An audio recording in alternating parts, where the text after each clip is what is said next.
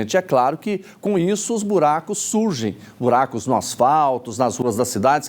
Mas se o seu veículo cair num desses buracos, o que você deve fazer? A prefeitura é responsável por indenizar, por ressarcir todo o prejuízo que você tem? Bom, eu quero chamar agora o nosso repórter, o Renato Violi, né? Ele já está prontinho para responder essa dúvida que é minha e de muita gente, né, Renato? Boa tarde para você.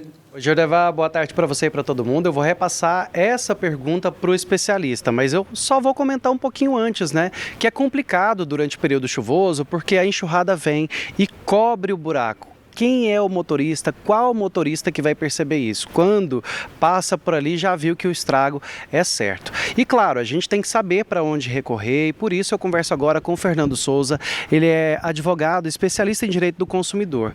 Quando é que eu vou saber se a cidade é responsável, o estado ou até mesmo a federação? Bem, boa tarde a todos, boa tarde, Renato. Olha que interessante, as vias são de responsabilidade do governo. Então, se é uma via municipal, seja Goiânia, responsabilidade do município de Goiânia. Se é uma via estadual, uma GO, responsabilidade aí de reparar os danos é do estado de Goiás. Se for numa BR, numa rodovia federal, responsabilidade da União, do governo federal, reparar esses danos. O buraco sendo em Goiânia, Goiânia. O buraco sendo em Aparecida, responsável o município de Aparecida. E aí, o que a gente tem que fazer? Porque passou ali, não viu, o pneu já murchou, teve que parar. Renato, uma coisa muito importante, se isso vai ser comprovado, cabe à pessoa lesada e às vezes por testemunha. Um exemplo que eu dei com o Jordevar foi o seguinte: levou a moto numa enxurrada, levou o celular junto, então pode provar por testemunha, pode provar com fotos e vídeos de outros aparelhos.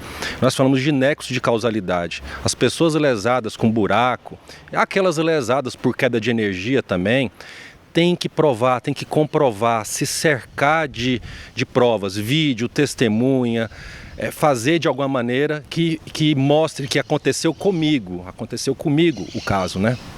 E quando eu devo ou não registrar um boletim de ocorrência? Sim, o boletim de ocorrência, a responsabilidade da polícia, quase sempre eles só fazem esse registro quando há um acidente, uma vítima ou, né, uma colisão. Se você fura o pneu, a polícia vai poder talvez te negar a fazer um boletim de ocorrência. Por isso que é bom ter outras provas. O acidente foi grave, teve vítima, fatal ou não, o boletim de ocorrência é a prova oficial aí, o nexo de causalidade junta e dá para provar isso no judiciário. E como que a justiça tem se mostrado diante dessas situações? Porque agora começa o período chuvoso, né, intensificado, ela tem visto de que jeito? Primeiro, as pessoas entram muito pouco com essas ações e não deveria. As pessoas têm que buscar os seus direitos. Segundo, as pessoas têm que saber que essas causas são as típicas causas dos juizados especiais. Nós antigamente falávamos de juizados de pequenas causas. Os juizados especiais têm um juizado específicos para as fazendas públicas. Juizado para tratar de causas contra o município, estado e União. Sendo União, Justiça Federal, mas é juizado. Nos juizados, Renato, a maioria das causas, nesse caso específico, não precisa nem do advogado. A pessoa pode procurar o juizado. Contudo, meu conselho, até nós conversamos nos bastidores sobre isso, é recomendável que você contrate um advogado, porque ele vai cuidar de todo o processo, vai lhe acompanhar na audiência e ele vai ser, né, o técnico profissional da ação judicial. Então, eu aconselho contratar advogado. Mas a justiça, ela tem se mostrado favorável para o consumidor quando há comprovação?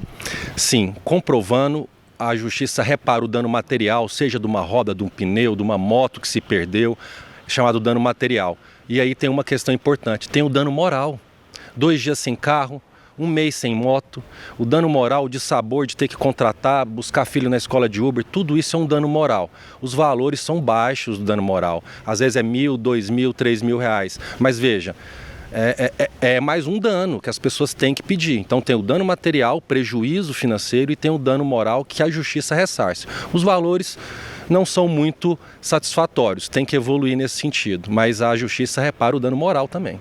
Tá certo. Doutor, muito obrigado pela participação com a gente aqui no TJ Goiás. Jordevar, tá aí então as orientações e quem tiver dúvidas, né, se realmente deve ou não acionar a justiça, o mais recomendável é contratar um advogado para que tudo corra bem e tenha êxito aí nessa causa.